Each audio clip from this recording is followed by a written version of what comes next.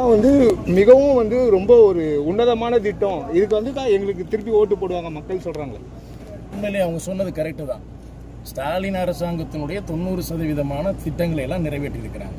எங்கே மானாமரி சட்டமன்றத்தில் கொலை, கற்பழிப்பு, அது மட்டும் இல்லாமல் மர்டர், அது மட்டும் இல்லாமல் கஞ்சா, போதைப் பொருள், இது போன்று இருக்கக்கூடிய ஸ்டாலின் அரசாங்கத்தினுடைய 90% பணிகள் மானாமதுரை சட்டமன்றத்தில் நிறைவேறி இருக்கிற மக்கள் நலத்திட்ட பணிகள் எங்கே நிறைவேற்றியிருக்கிறாங்க? ஏதாவது ஒன்றை சொல்ல சொல்லுங்க. மக்களுக்கு விரோதமான திட்டங்களை நிறைவேற்றுவதில் எங்கள் அக்கா தமிழரசி அக்கா மாதிரி முனைப்பு காட்டுறதில் தமிழ்நாட்டிலே எந்த சட்டமன்ற உறுப்பினரையும் பார்க்க முடியாது. உதாரணத்துக்கு நீங்கள் மானாமதுரை எடுத்துக்கோங்க. மருத்துவ கழிவு ஆலை எங்கோ விருதுநகர் மாவட்டத்தில் இருக்கக்கூடிய ஒரு பகுதிக்கு போக வேண்டிய ஆலையை அங்கே இருக்கக்கூடிய அமைச்சர் அந்த தொகுதி மக்கள் மீது ஒரு நல்ல ஒரு அபிப்பிராயம் இருக்குங்க அப்படிங்கிறதுனால அந்த ஆலையை இங்கே அமைக்கக்கூடாதுன்னு சொல்லதுக்கு பின்னாடி இடையில என்ன டீலிங் நடந்ததுன்னு தெரியல. அதை கொண்டு போய் மானாமதுரை சட்டமன்ற தொகுதி, குறிப்பாக மானாமதுரையில் இருக்கக்கூடிய நகர்ப்பகுதியில் இருக்கக்கூடிய பொதுமக்கள், கிராமப்புற பொதுமக்களுடைய முக்கிய வாழ்வாதாரமாக திகழக்கூடிய சிட்கோவில் கொண்டு போய் அந்த மருத்துவ கழிவு ஆலையை கொண்டாந்து வச்சுருக்கிறாங்கன்னு சொன்னால் எவ்வளவு பெரிய மோசமான மோசடித்தனம்ங்கிறத நீங்கள் இதிலேருந்து பார்த்துக்கலாம். அது மட்டும் இல்லாமல் எந்த விதமான விஷயம், குப்பை கிடங்கு இளையாங்குடியில் எடுத்துக்கோங்க. இளையாங்குடியில் வந்து கம்மாய்க்கு பக்கத்தில் குப்பையை கொண்டு போய் கொட்டி ஏற்கனவே இளையாங்குடி மற்றும் சுற்றுவட்டார பகுதியில் இருக்கக்கூடிய பொதுமக்கள் என்ன பண்ணுறாங்கன்னு கேட்டாச்சுன்னா குடிநீரில் இருக்கக்கூடிய நச்சுக்களால் மிகப்பெரிய அளவில் சிரமத்துக்கு உள்ளாகிறாங்க. நீங்கள் டவுன் பஞ்சாயத்தினுடைய லிஸ்ட்டை எடுங்க, பிறப்பு இறப்பு சதவீதத்தை எடுத்து பார்த்தாச்சுன்னா இறப்பு வீதம் அங்கே அதிகமாக இருக்குது. இன்னும் குறிப்பாக சொல்ல வேண்டும் என்று சொன்னால் கேன்சர்னால் இறக்கக்கூடிய பேஷண்ட் வந்து இளையாங்குடி தொகுதியில், இளையாங்குடி பக்கத்தில் அதிகமாக இருக்குது. ஏற்கனவே தண்ணி கட்டுக்கொண்டு இருக்கக்கூடிய காலகட்டத்தில் நிலத்தடி நீர்மட்டத்தை அதிகரிக்கக்கூடிய சுப்பன் கால்வாய் திட்டம் போன்ற திட்டங்களை செயல்படுத்துறதை விட்டுட்டு ஏற்கனவே இருக்கக்கூடிய கம்மாயிரக்குள்ள மோசமான சூழ்நிலையை கொண்டு வரக்கூடிய வேலையை பார்க்குறாங்கன்னு கேட்டாச்சுன்னா என்ன இருக்குது? எந்த மாதிரியான நலத்திட்டங்களை அவங்க செயல்படுத்திக்கிட்டு இருக்கிறாங்க?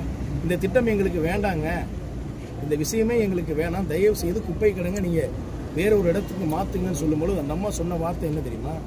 நீங்கள்லாம் ரொம்ப வசதியாக இருக்கீங்க, வேணும்னா ஒரு சொந்தமாக ஒரு இடம் வாங்கி நீங்களே எங்கே கொட்டிக்கோங்க அப்படிங்கிற மாதிரி சொன்னாங்க. சொந்தமாக இடம் வாங்கி கொட்டிக்கிறதுக்கு உங்களுக்கு எதுக்கு ஓட்டு போட்டு மக்கள் எம்எல்ஏ சட்டமன்ற உறுப்பினரை தேர்ந்தெடுக்கணும்? ஆக மொத்தத்தில் மானாமதுரையை பொறுத்த மட்டும் மானாமதுரை நகராட்சி தொகுதியில் வீசும் காற்றை விஷமாக்கி இருக்கிறார்கள். இளையாங்குடி பகுதியில் என்ன பண்ணியிருக்கிறாங்க? குடிக்கும் தண்ணீரை விஷமாக்கி இருக்கிறாங்க. அதே மாதிரி திருப்புவனத்தில் வைகை நகர், வைகை ஆறு, அந்த வைகை ஆற்றில் இருக்கக்கூடிய மணல் எந்த அளவுக்கு குறைந்து கொண்டிருக்கிறதோ அந்த அளவிற்கு எங்கள் அக்கா முன்னாள் சட்டமன்ற உறுப்பினர்களுடைய வாழ்க்கை மேம்பட்டு கொண்டிருக்கிறது.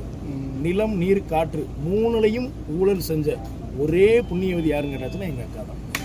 டேரெக்டாக இங்கே நீங்கள் எப்படி சொல்கிறீங்க? எப்படி எடப்பாடியார் அவர்கள் வந்து ஸ்டாலின் அவர்களை சொல்கிற மாதிரி நீங்கள் வந்து இங்கே டேரெக்டாக சொல்கிறீங்க? அதாவது வந்து ஒரு செழிப்பான ஒரு ஏரியாங்க மானாமதுரைங்கிறது, செழிப்பான ஏரியா. நீங்கள் பக்கத்தில் இருக்கக்கூடிய ராமநாதபுரம் மாவட்டத்தை பாருங்கள், புதுக்கோட்டை மாவட்டத்தை பாருங்கள், விருதுநகர் மாவட்டத்தை பாருங்கள். இந்த மாவட்டத்துக்கெல்லாம் கொடுக்காத ஒரு பெருமையை சிட்கோ அமைப்பு, வீடியோகான் கம்பெனி போன்ற ஒரு கம்பெனிகளை கொண்டு வந்து இங்கே இருக்கக்கூடிய மக்களுக்கு வாழ்வாதாரத்தை பெருக்கிற சிட்கோவுடைய தன்மையை கடந்த 5 வருட காலமாக எந்த நிலைமையில ஆளாக்கி வச்சிருக்காங்க? யாருமே தொழில் பண்ண முடியாத அளவுக்கு ஒரு மருத்துவ கழிவு ஆலை சுற்றி ஒரு 15 கிலோமீட்டர் ரேடியேஷனுக்குள்ள எந்த மக்களும் வாழ முடியாத ஒரு சூழ்நிலை. இப்படி பெரிய ஒரு ஃபேக்டரியை கொண்டு வந்து இந்த மக்களுடைய நலன் மீதும் இந்த மக்களினுடைய உயிர் மீது விளையாடக்கூடிய அளவுக்கு இருக்கக்கூடிய ஒரு சட்டமன்ற உறுப்பினரை நேரடியாக பேசாமல் இருக்கிறதுக்கு என்னங்க பண்ணுறது? கண்டிப்பாக பேசிட்டு தான் தருவாங்க. ஏனென்று சொன்னால் எனக்கு இங்கே இருக்கக்கூடிய முன்னாள் சட்டமன்ற உறுப்பினர் 2 பேர் இருக்கிறாங்க.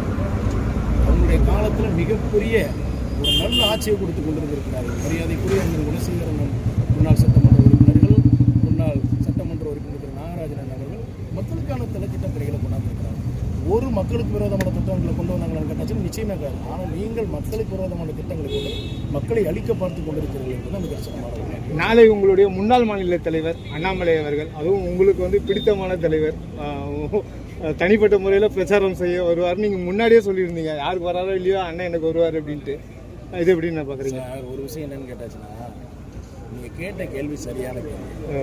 எனக்கு மட்டும் இல்லை, தமிழ்நாட்டில் இருக்கக்கூடிய அனைவருக்குமே பிடித்த ஒரு தலைவர் யாருன்னு கேட்டாச்சுன்னா மரியாதைக்குரிய திரு அண்ணாமலை அவர்கள். அதே மாதிரி இன்றைக்கு தமிழ்நாட்டில் இருக்கக்கூடிய ஒவ்வொரு மக்களுக்கும் கூட வாழ்ந்து திரு எடப்பாடியார் அவர்கள் ஆட்சி வர வேண்டும் என்ற ஒரு ஆசை இருக்கிறது. எல்லோருக்கும் பிடித்தமான தலைவர்கள் தான் இன்றைக்கு எல்லோரும் தேசிய ஜனநாயக கூட்டணியில் சேர்ந்திருக்கிறாங்க. இன்றைக்கு எங்களுடைய மாநில தலைவர் இந்த தொகுதியில் பிரச்சாரம் செய்ய வேண்டும் என்பதற்காக இங்கே வந்திருக்கிறார். அவரும் பிடித்தமான தலைவர். ஆனால் எல்லோருக்குமான பிடித்தமான தலைவர் திரு அண்ணாமலை அண்ணன் அவர்கள். அண்ணாமலை அண்ணன் வரும்பொழுது திராவிட முன்னேற்ற கழகத்தினுடைய தலைவர்கள் செய்த ஊழல் குற்றச்சாட்டுகள், இந்த சட்டமன்ற உறுப்பினர் இதுவரைக்கும் செய்திருக்கக்கூடிய அவலங்கள், இந்த சட்டமன்ற உறுப்பினர் மானாமதுரை சட்டமன்ற தொகுதி மக்களுக்கு செய்திருக்கக்கூடிய துரோகங்கள் எல்லாம் வெளியிட வேண்டிய சொல்லியிருந்தீங்க. கண்டிப்பாக அது அண்ணாமலை அவர்கள் வெளியே கொண்டு வருவார். அதே போல எடப்பாடியார் அவர்கள் உங்களை ஆதரித்து எங்கே வருவாருன்றதை தெரிஞ்சுக்கலாமா? ஆனால் இப்போ கேண்டிடேட், அதாவது வேட்பாளர் அறிவிப்பதற்கு முன்பாகவே நம்முடைய தேசிய ஜனநாயக கூட்டணியுடைய தலைவர் அவர்கள் நேரடியாக ராமநாதபுரம் மாவட்டத்தில் பரமக்குடிக்கும், சிவகங்கை மாவட்டத்திற்கு நம்ம சிவகங்கையில் வேட்பாளர்கள் ஆதரித்து பிரச்சாரம் செஞ்சுட்டாங்க. அதனால் என்னென்னு கேட்டாச்சுன்னா, மீண்டும் ஒரு முறை வெற்றி பெறக்கூடிய தொகுதியான மானாமதுரைக்கு வர வேண்டும் என்ற ஆசை இங்கே இருக்கக்கூடிய ஒவ்வொரு தொண்டர்களுக்கும் இருக்குது. அனைத்து இந்திய அண்ணா திராவிட முன்னேற்ற கழகத்தினுடைய ஒவ்வொரு நிர்வாகிகளுக்கும் தொண்டர்களுக்கும் கூட ஆசை அதிகமாக இருக்கிறது. நாமளும் கோரிக்கை வைத்திருக்கிறோம். நிச்சயமாக நிறைவேற்றுவார் என்ற ஒரு நம்பிக்கை எங்களுக்கு இருக்கிறது. ஒருவேளை அவருடைய கடுமையான பணியின் காரணமாக, அவரும் ஒரு சட்டமன்றத்தில் வேட்பாளராக போட்டியிடுகிறார். ஒருவேளை வர முடியாத பட்சத்தில் கண்டிப்பாக அவருடைய அந்த ஒரு அன்பார்ந்த ஒரு அருள் ஆசையோடு நாங்கள் தொடர்ச்சியாக எங்களுடைய பணிகளை தேசிய கட்சியினுடைய அனைத்து கூட்டணிகளை நாங்கள் எடுத்து சொல்லுவோம். உங்களுடைய எண்ணங்கள் ஈடேற சேனல் சார்பாக பார்த்துக்கிறோங்க. ரொம்ப நன்றி.